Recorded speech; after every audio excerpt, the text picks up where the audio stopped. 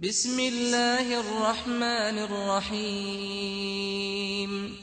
പരമകാരുണികനും കരുണാമയനുമായ ദൈവത്തിന്റെ നാമത്തിൽ. പ്രപഞ്ചത്തിൽ നിങ്ങൾക്കുള്ള പാഠം ഖുർആൻ. ഇന്ന ഫീ ഖൽഖിസ് സമാവാതി വൽ അർദി വഖ്തിലാഫിൽ ലൈലി വൻ നഹാരി ലആയാതിൻ ലിഉലിൽ അൽബാബ്. തീർച്ചയായും ആകാശങ്ങളുടെയും ഭൂമിയുടെയും സൃഷ്ടിയിലും രാപകലുകൾ മാറി മാറി വരുന്നതിലും സൽബുദ്ധിയുള്ളവർക്ക് പല ദൃഷ്ടാന്തങ്ങളുമുണ്ട്. فقضاهن 7 سماوات في يومين وأوحى في كل سماء أمرها وزينا السماء الدنيا بمصابيح وحفظا ذلك تقدير العزيز العليم. ഓരോ ആകാശത്തിനും അതിന്റെ ചുമതലകൾ അവൻ വെളിപ്പെടുത്തി. താഴത്തെ ആകാശത്തെ നാം തിളക്കമുള്ള നക്ഷത്രങ്ങൾ കൊണ്ട് അലങ്കരിക്കുകയും അതിനെ സംരക്ഷിക്കുകയും ചെയ്തു. പ്രതാപിയും സർവജ്ഞനുമായ അല്ലാഹുവിന്റെ വിധിയാണിത്.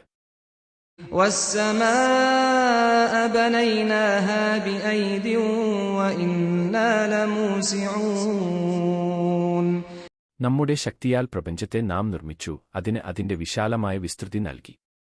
തീർച്ചയായും നാം ആകാശങ്ങളെ ശക്തിയാൽ നിർമ്മിച്ചിരിക്കുന്നു, തീർച്ചയായും നാം അതിനെ വികസിപ്പിക്കുകയാണ് എന്ന് വിവർത്തനം ചെയ്യുന്ന ഖുർആൻ 51:47 മണി വാക്യം പലപ്പോഴും പ്രപഞ്ചത്തിന്റെ വികാസത്തിന്റെ വിവരണമായി വ്യാഖ്യാനിക്കപ്പെടുന്നു. ഇത് 20 നൂറ്റാണ്ടിൽ കണ്ടെത്തിയ ഒരു ശാസ്ത്രീയ ആശയമാണ്.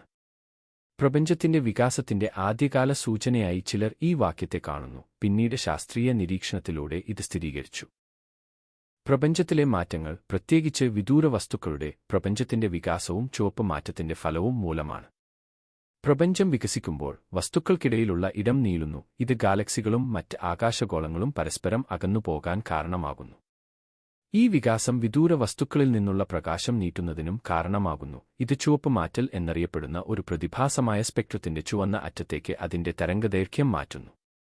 ഈ ചുവപ്പ് മാറ്റൽ വിദൂര വസ്തുക്കളെ മറ്റു വസ്തുക്കളെക്കാൾ മങ്ങിയതും ചുവപ്പുനിറമുള്ളതുമായി ദൃശ്യമാക്കുന്നു, കൂടാതെ അവയെ സ്പെക്ട്രത്തിന്റെ ഇൻഫ്രാറെഡ് ഭാഗത്തേക്ക് പോലും മാറ്റാൻ കഴിയും.